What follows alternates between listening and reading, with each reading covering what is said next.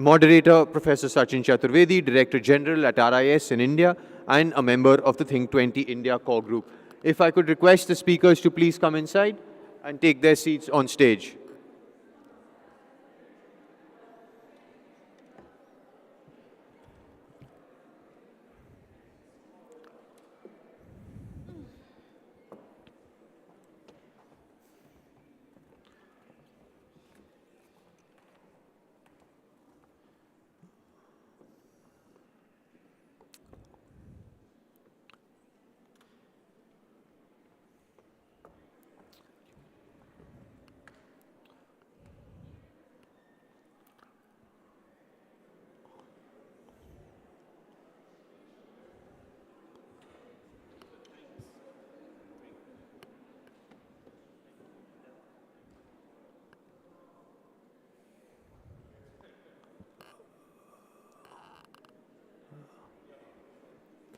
Professor Latif, if I could request you to join us on stage, we're ready to get the panel going.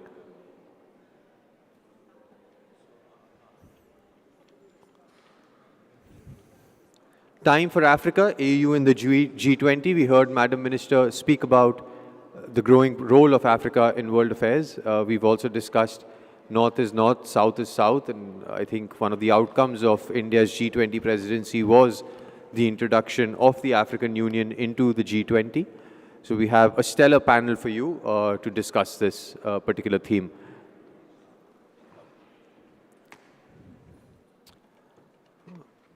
Moderator, may I hand it over to you now? Thank you.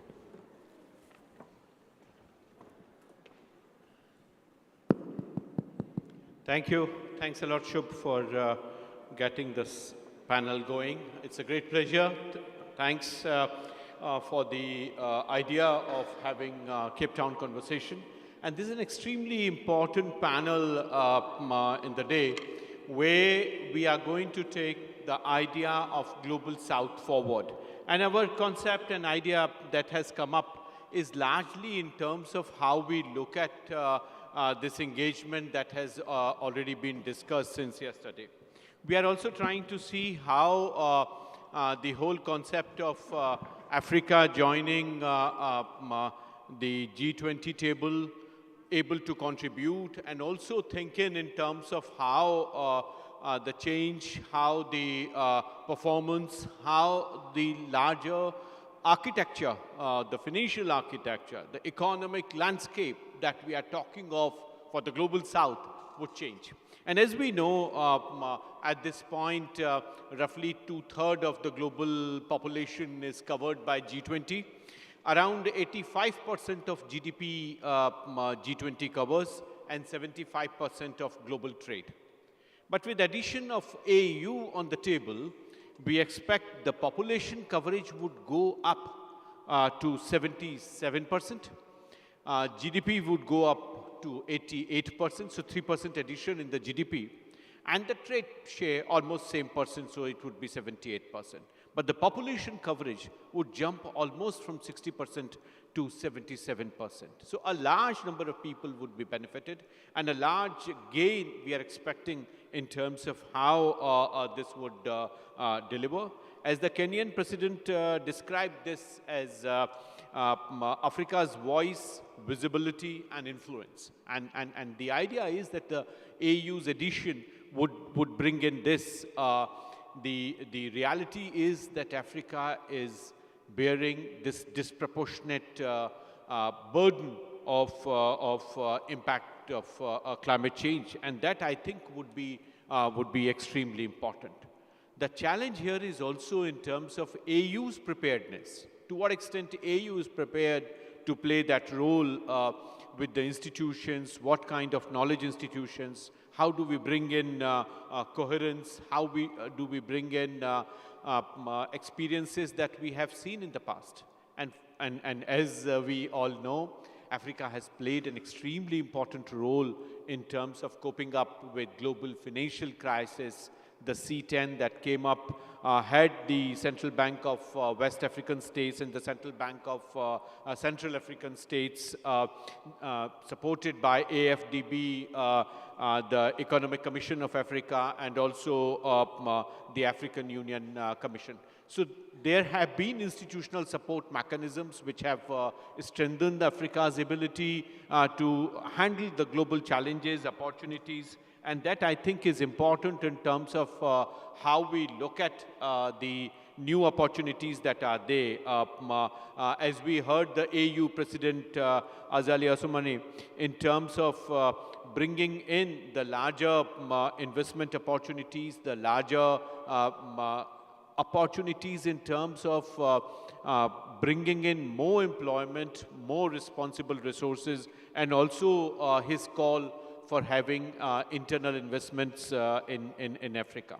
So G20's focus on Africa, G20's ability to bring in the challenges, the changes that we are looking at, and how we see this opportunity going to contribute in terms of this new addition on the big table of G20, where AU was already especially invited international organization, but now they would sit in full swing as member of the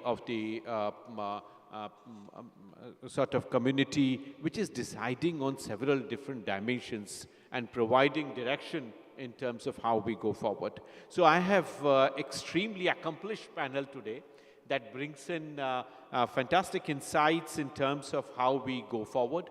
What are the options they see in terms of bringing in the opportunity right at the door of each of the 54 member organization? How do we bring in coherence? And what kind of preparedness is required for next 2 to 3 years as we see the G20 presidency moving from India to Brazil? We just did the handing over ceremony for the T20, the Think 20. And then, of course, the presidency coming to South Africa before it ends up in the United States of America. So I think with this excellent panel, let me bring in Professor Sarah, who has been thinking about the issues which are of great significance in terms of her own ability to see the dimensions of engagement as former Commissioner of Human Resources, Science and Technology for African Union, and somebody who has seen AUs working very closely, somebody who has been looking into the way these challenges are to be addressed and how we can bring in a more coherent voice on G20 from African Union. So, Professor Sarah, over to you. Thank you very much. I stand on existing protocol. Good morning, everyone. Indeed, as the theme of this plenary session says, time for Africa, AU in the G20. Now, given my experience, I believe that the G20 within the African Union has, and as we have moved from the presidencies from India to Brazil, and we'll come to South Africa in 2025, what can we expect in these 3 years of consecutive global South presidencies before the USA? So the first thing I want to say is that African Union's G20 benefits are enormous. And joining the G20, because I was very lucky to listen to the Minister of Foreign Affairs when she was speaking, and I think she has already echoed all our ideas and what we need to do. I think her conversation, her speech was frank and actually nails the points that we need to look at. So, distinguished ladies and gentlemen, what do we expect? What do we want? What can we see? How do we move forward? Collaboration among African Union and regional blocs present opportunities to address key issues for the continent's development, be it economic integration, infrastructure development, and coordinated efforts on healthcare and education can amplify impact, particularly in science, technology, and innovation. I use the word science, technology, and innovation because I believe that it is these factors are the threshold on any economy or country's development. When we speak of Agenda 2063, the Africa we want, it is that vision of an integrated, prosperous, and peaceful Africa dreamed by its own competent and skilled citizens. How do we go about this? Without solidifying our foundation in education, in science, in technology, and in innovation. Beyond this, shared strategies for conflict resolution and fostering good governance is important, because where there is no peace, there will be no sustainable development. So additionally, we need to leverage technology for sustainable development and fostering intra-African trade, and this can actually contribute significantly to the continent's growth. But speaking about that, we also need to walk the talk, going beyond rhetorics. The African Union needs also to take responsibilities of what they need to do as Africans first, and then what they need to do collectively in the spirit of Ubuntu, that I am because you are, when they come to the G20. And that is the African Renaissance that we are talking about. So, as Her Excellency did say, she said it very well, that Africa needs to have its own, is it G20? Africa needs to have its own African aid and above that. So the G20 will give us the opportunity for us to fulfill our dream on the African continent, as well as the G20 fulfilling its own focus on inclusivity. And that is what African participation will bring. Then beyond this, the other thing that we need to look at is Africa working collectively in leveraging its new status within the new membership that it has. And this can be articulated well. In the African Union Commission, we have 6 departments. These 6 different departments speaks to the challenges we have in Africa. And they are there to coordinate efforts and strategies and policies that will leverage or bridge the gap concerning these various areas that we face challenges. And it needs to be contextualized and domesticated, because from one region to the other, from one country to the other, it is not the same story. So we have departments like the agriculture, rural development, blue economy, and sustainable development.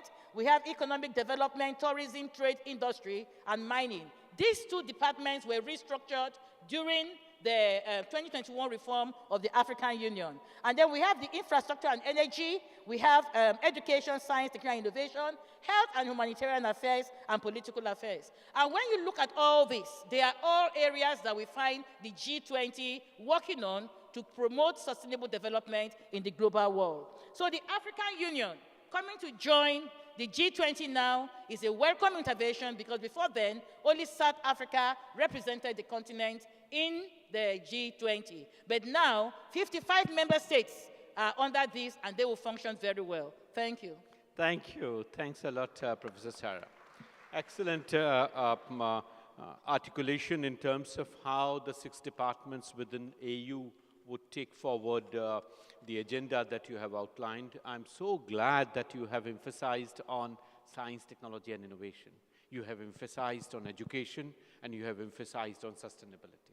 I think they are absolutely important dimensions in the Sherpa track. And as you know, in G20, the other track, which is extremely important, is the finance track. And how do we bring in finance track there, I think is absolutely important for us to take it forward. But I would come back to you on this issue later as to how finance track can be taken in the African Union's performance. But here is someone who has seen it very closely, and Saeed, I'm looking at you in terms of how you are advising and taking forward the working as you work very closely with the chair and the president. So your idea in terms of how the Pan-African network of think tanks, you have been very closely involved. You have also been very closely involved in terms of the performance of the African Union. So how you see, say, this dimension getting shaped, and how the delivery would actually happen? Can I turn it to you now? Thank you. Thank you very much, Mr. Moderator, and good morning, everybody. I'm very pleased to be here, and thanks to ORF for having me again on this very important discussion. I would like first to thank the Indian government for helping the AU on this process. It was very difficult. But before that, I have to remind you that this process starts with many other previous chairpersons, where there was President Cyril Ramaphosa, President Tshisekedi, and then Macky Sall. All of them went in the same path to make sure AU became full member of the G20.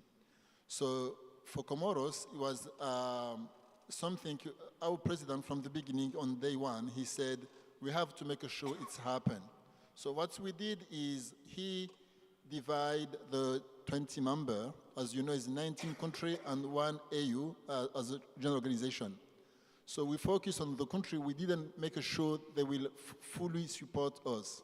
And he sent a special envoy, and we work with all of them.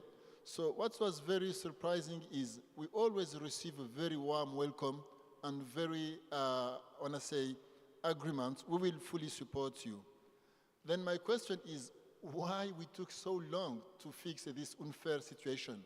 We should be on the table from the beginning. We have more the resources. We have the population. We have the thing that fueled the global economy, but we're outside of the table. So now we are inside. There is many stakes remaining. Among them is, first, we Africans need to make sure who will sit on the table.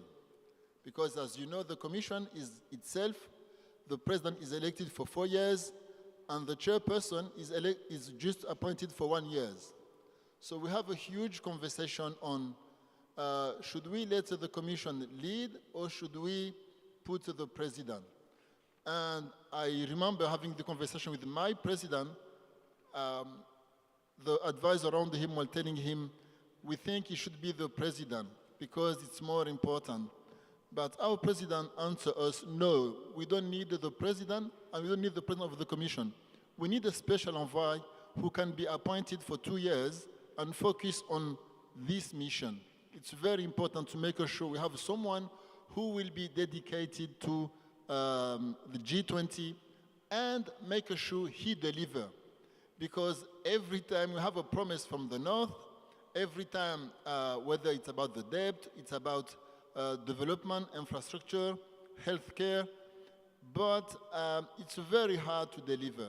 So for our president, and I think that needs to be shared with everybody within the African Union, we should not appoint the president of the commission, neither the chairman of the conference of the president. We should find someone who will be dedicated on this and make sure he delivers. That's the first important point I think we need to make sure it's happened. Then, I think becoming member of G20, we were very pleased, but it's just one fair situation we fix among many unfair situations that need to be fixed very quickly. And as you know, if we talk about the financial architecture, the SDR, the special drawing right, Germany itself has the same right as the whole continent in terms of editing those special rights. So it's not fair. We need to fix it. It's not sustainable. It's not about justice. It's about just to make the mechanism work. If we don't fix it, Germany itself cannot have the same rights as 1.4 billion people. We need to find a solution. That's one point. Coming from an island, we have a very important issue on climate change. Climate change, blue economy, it's very important on the agenda. And as you said, how we Africans can change the global agenda and make sure the agenda is work for the whole world, but also work for Africans. That's why we fought for that. We fought to make sure we will be heard, and not only heard, but also put in practice the issue of global climate change. because we are the first one suffering from that. One of the ideas that we put on the table is why we don't create a bank for climate change, bank for disaster. We are the ones who are suffering most on the climate change, on natural disaster. Kenya itself proposed to host this bank and is working on mechanisms that African countries can contribute, but also we need also donors and other people to put on the table some funds to make sure we have a specific mechanism that can be very quick, very efficient for African countries facing climate change. And then one of the big challenges remain the Security Council. It cannot continue anymore. The last time President Biden went to India and declared he will pledge for changing the situation, making sure India became member of the Security Council. That's a good idea, but he was saying that because of China. And we Africans, we also need to be on the table, and we need to make sure we change the global governance. So, of course, we heard Her Excellency Minister of Foreign Affairs from South Africa saying previously, many Western countries are very happy to go in Zambia, Congo, or Tanzania for raw materials. But this situation needs to change. You need the raw materials, so please, let's sit down and talk about how we can build the factory in Africa and make sure the job and the value add is from the continent. So those are some key questions we need to challenge and make sure we deliver on this. Thank you. Thank you. Thanks a lot, Said. Big hand to him. I think you have made very important point, both in terms of the internal governance that is required and the idea of having specific responsibilities, but also AU navigating this crucial balancing act that AU would have to do as a member. And I think this would be absolutely important. Friends and colleagues, as we know, the Egyptian Center for Economic Studies has emerged as one of the major think tanks in the region. And as AU prepares for this new role, think tanks and research institutions have a major responsibility. Dr. Latif, we are extremely delighted to have you with us as Executive Director of this very important research institution. Your own specialization in the realm of finance is extremely important, something that I was mentioning to Professor Sarah on how we see delivery by AU both on Sherpa track as well as on finance track. And here we see your role and your idea in terms of how the financial architecture can be reshaped, and in what way you see this role being addressed by African Union. The floor is yours. Thank you very much. Yeah, it's working. Thank you very much. Good afternoon, everyone. Not working. Thank you. Hello, everyone. Good afternoon. Thank you for inviting me to the Cape Town conversation. It's a pleasure to be for the first time in this beautiful country and in this beautiful city. And before starting, I want to thank Her Excellency, the Ministry of Foreign Affairs, on her position towards Palestine. As an Egyptian, Arab, and an African, I was very touched by the correct position there.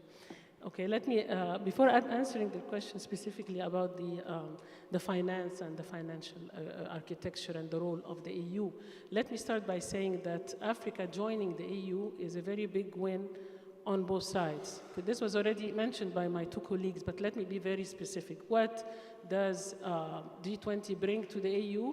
A lot. The G20 is supposed to be, under the present system, the platform for solving problems, setting the rules of the game, and definitely, instead of being in the periphery on meetings, being an actual member makes a big difference.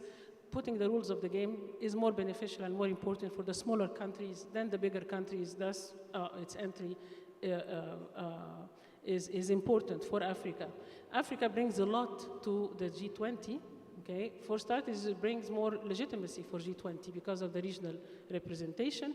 It brings a young population, which means a huge consumer market, and this in itself is a magnet for supply chain investments. It also brings richness in minerals, which are necessary for achieving the green transformation in the world. Okay? And so this is actually a very big plus. So it's a win on both sides, and it was demanded and requested many times before. All right, on the finance part, in order to answer your specific question, and whether the EU can have a role in changing the financial infrastructure, there are some efforts in that direction right now. I think the answer to that question lies actually at 3 levels. And it's very important to see them this way, otherwise it doesn't work. Level 0, which is necessary, the EU cannot make any difference anywhere if it does not have its own positioning in the G20, okay? Not just being a member by name, but being a member by action. And being a member by action means that it needs to have a common position as a continent. And that's not very easy. That's a big challenge of arranging the house inside, because there is a conflict between the national interests and the regional or continental interest. As already mentioned by Dr. Sayed, islands are different from continental countries. Landlocked countries are different from the coastal ones. Developed countries are different from the less developed ones, which do not have access to electricity or access to clean cooking. Those differences are huge. It's important to have a good leadership, but it's important to support that leadership, to have discussions, internal discussions, in order to have a common position that makes the EU capable of making any difference inside the G20. Without the common positioning, it will not be able to move forward. And I hope that Africa surprises the world by actually doing that. This was level 0, all right? Level 1, if you want the EU to make any difference in the financial infrastructure, it has to be relieved from its foreign debt burden. It has a huge foreign debt burden, all the countries there. And I'm not talking about the burden of debt to China. This is a commercial one. But I'm talking about the debt to the World Bank and the debt to the IMF. This can be actually cancelled because the continent has been used, let's not say abused, I'll just say used, by the rest of the world forever, okay? And we all know the situation with the climate, that we're contributing no more than 3% of the damage, but we are subject to all the ills related with the climate deterioration. So this is level 1.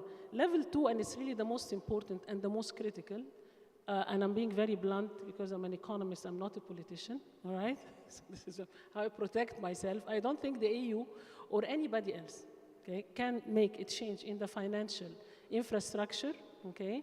Because the change in the financial infrastructure that's being discussed by everybody is taking place within the existing economic system, within the present multilateral system. And it really doesn't make any sense that you are asking the very same institutions that have advantages because of their position to actually personally and on their own step back, okay, and give more for the others. It's not going to work, okay?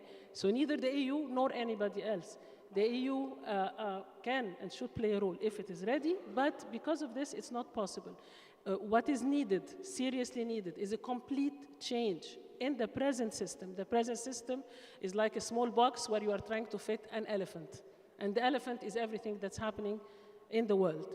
The IMF, the World Bank, cannot continue to operate on a voting system that based on the amount of money that is put as share.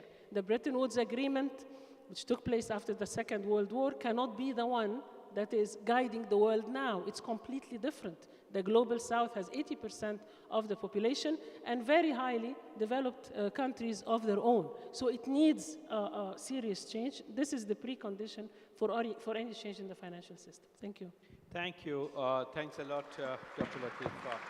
I think you have captured the large essence and also have highlighted the limitations that are there for the kind of changes that one may envisage, and how we go forward in terms of both bringing in rigor in the intervention that the presidency may require at that particular point, but how we bring in the international financial institutions shaping this trajectory for such a change. I think it's absolutely fascinating. Let me now turn to Anita. Can I add one word, please? Because I think it's very important. I hope that the G20 in Brazil actually will be able to make a difference in that, because the changes in the international system needed, someone with the guts of Lula da Silva is the one that can push forward this. And we heard all the three great voices from the G20, and they have similarly emphasized this. I think it's great. Anita, you have been somebody who has been very active on environmental issues, both as a very consistent, committed thinker, but also very action-oriented. I wanted to ask you, what would be your recommendation to African Union as they occupy this position?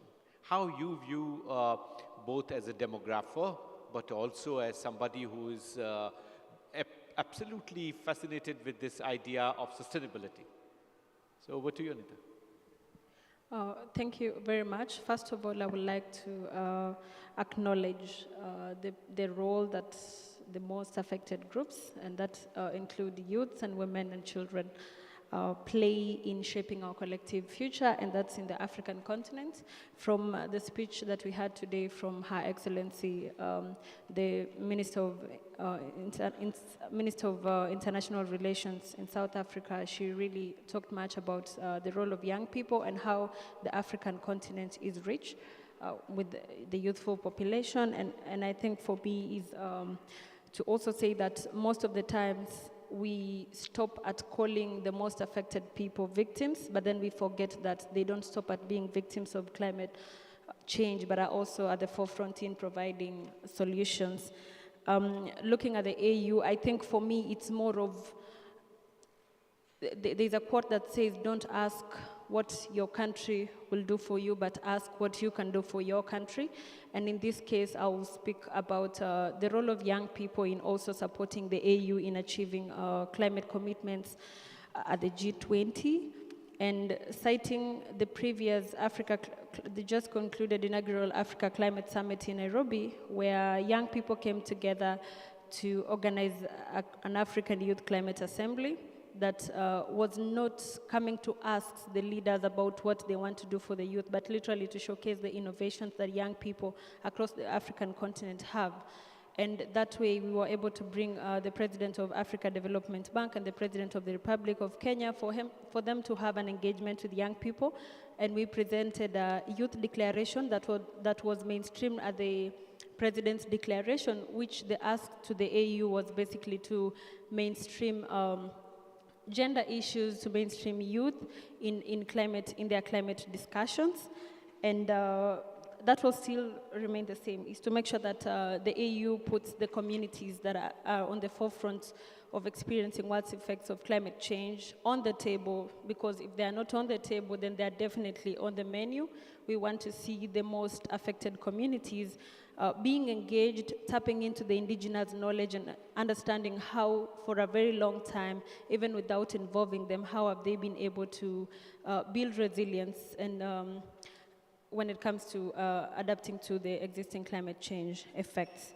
And another thing, of course, is to say that as we move forward, ahead of COP28, the African Women for Climate have also written what their asks are to the AU when it comes to mainstreaming gender in climate issues. So just to make sure that these are taken into action and into consideration, making sure that the most affected are really on the table of the discussions. Thank you. Thank you. Thanks a lot, Anita. Thank you. Thanks for bringing in the issue of youth and climate change on table. Friends and colleagues, we had this excellent round with our panel.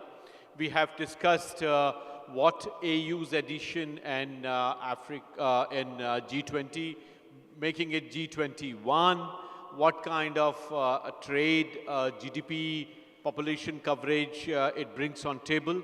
We discussed about AU's own structure, the departments that are there that Professor Sarah explained, Said mentioned in terms of how this cooperation can go forward. He also emphasized in terms of the delicate balancing act that AU would do. We also heard Dr. Latif telling us about the financial architecture, the rules and the binding commitments that are there. And then Anita told us in terms of expectations of the youth and the commitment for climate change. We are left with few minutes now, and I would very much encourage if anyone has any clarification, voice, any concern, just please give your introduction and please be as brief as possible because I have only 7 minutes and I would very much like to go back to the panel for their response. Yes, please go ahead. Thank you very much. I'm Youssef Ramrani, the ambassador of Morocco in South Africa. Thank you very much for the panelists. I think it was a very interesting discussion. I believe that we, as African Union, as Africans, we need these relations with G20. We believe that it is a platform for us to exchange our expertise and to develop a platform of cooperation and also an opportunity to explain our interests in this very complex world and how we could reshape it. But we have to be, I would like to be very sincere with you. We need, first of all, to do our own homework as Africans. And I think the lady has already said it, because the priority for us today is to develop a strong, ambitious, and prosperous Africa. We need to work for the regional integration schemes, because working together, we can move forward. And I think what was said by the lady, that she said exactly the same thing, that we need to work, to do our own homework, to build up this strong Africa. Thank you. And I will finish by saying that the most important for us, of course, is the creation of jobs, promotion of growth, but also to think how to change this multilateralism. Thank you. Absolutely right. Dot there. Thank you. Thanks a lot. Any other intervention? Any other observation? I don't see any hands. This is such an exciting topic. Why no one is coming forward? Yes, I see. Please take the floor and come over.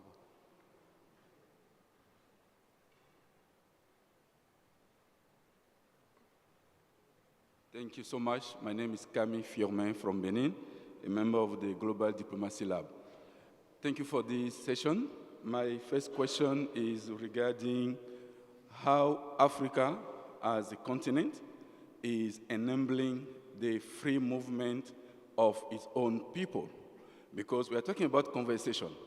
And it's good for us really to challenge our leaders to ensure that the free movement of people in Africa is a reality, for us to be able to actively contribute to this kind of conversation in the G20. Thank you. The second question is... No, I think let's have just one question. There's one more person there. Yeah, please take the floor. Thank you. Yes, my name is Amor Maclang, Digital Pilipinas and Digital ASEAN. Between the 600 million people in ASEAN, which I feel does not have enough of a conversation with the African Union, I think we're like perfect lovers, twin siblings. Our issues are the same, and yet we don't feel like we have enough voice in the AU conversation. How can we change that? Thank you. Thank you. Let me turn to the panel now. Okay, this is the last one, and just please be as brief as possible. Yes, I'm Jules Samoti from International Red Cross. Thank you for the presentations.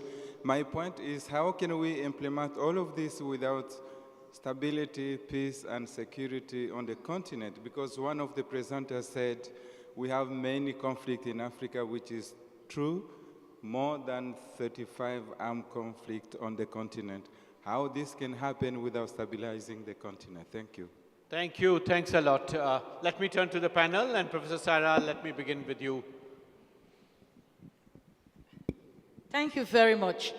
I don't know, but as you're asking this question, the last speaker and the one that, and my brother who spoke about the mobility in Africa, there's only one song I can sing to answer that question.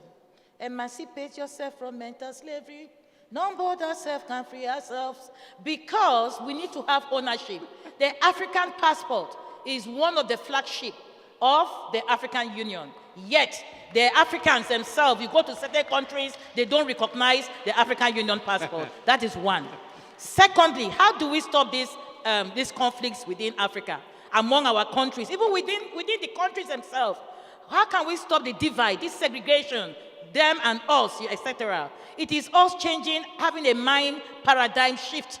Our leaders having ownership, speaking the talk, walking the talk, and going beyond rhetorics. Not lip service, not eye service, but action on the ground, changing the lives of people. It is very, very important. It is Achebe that says that we need to see where the rain started beating us. Because if we do not ourselves diagnose our issues, there is no doctor that will diagnose it for you. You have to speak the truth, transparency, accountability. That is the only thing that can give us that vision of the Africa we want. That integrated, prosperous, and peaceful Africa. And that peacefulness, a man that is hungry will never be peaceful. Give our youth employment, and then they will no longer hold the guns. Silencing the guns is not holding the guns. Silence their hunger, silence unemployment, silence the different gender infrastructure within the country, and then we'll be able to realize the African dream. Thank you. Thank you, thank you. We are left with 1 minute, 47 seconds. Dr. Latif, may I turn to you now, please? Yes, I just want very quickly to comment on the very last question, saying that there are lots of conflicts. What are the solutions? I think there is a very important role that has to be played by research in Africa to find solutions. Research that compares, quantifies the benefit from balancing things to, in comparison to looking at your narrow national interest only. This requires serious research by think tanks. That's not happening. The continent is overstudied and understudied at the same time, and most of the studies are done by outsiders and not by its own people. So it's a key issue.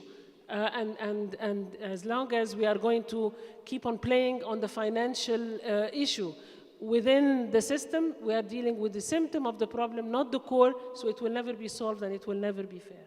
Thank you. Thank you. Thanks, Dr. Latif. Anita, any quick response on any question that you heard? Any reaction, any further idea? Thank you. Just very few much. seconds. Yeah, I think mine is to just not really pick on any question, but to conclude by saying that as we continue to speak about the power of young people, let's not just stop at speaking about it, and let's not use the young people to tick a box that they were present in this place, but let's literally make sure that we meaningfully engage and tap into their power. Thank you. Thank you, Anita. Thanks a lot. Saeed, the major responsibility comes to you. The first question in terms of how do we bring in more momentum to our homework? And that's the question that you started with when you made your comments. Let me turn that question to you, please. Thank you very much. I think it's an open conversation. The AU itself do its best to make sure African citizens are involved, whether through the regional organization or the continental organization. Think tanks and this kind of gathering help to produce knowledge and ideas that help the continent and the organization to move forward. One thing's on, should we wait to make a peace before we develop the continent? I would like to tell my brother, it doesn't work like that. We try to do everything at the same time. We don't have the luxury to wait until we reach a peace and then we can develop the continent. It's spreading in the Sahel, in the horn of the continent, and we do our best to make sure we silence it again. At the same time, we fight for the equal justice, global governance. So the tasks are huge, and we have to continue. Thank you. Thanks a lot, Saeed. There is no scope for me to summarize, but certainly, Saeed, I think you have helped me in terms of capturing the essence, in terms of what homework is required. With almost 12 working groups in G20 and equal number of engagement groups, both Dr. Latif and Professor Sarah have emphasized in terms of bringing in more gravitas to our preparation. As you, Professor Sarah, very rightly mentioned that we need technical people to come in. And there is this huge intellectual base that Africa already has. Dr. Latif, you emphasized on heterogeneity across countries, coastal countries, landlocked countries, and many other dimensions that you spoke of. We would need to collate their energies, bring in the gravitas for this larger performance that Anita was expecting for youth and on climate change. So a big hand for my panel, and I hope we have done good on time as well, Shub.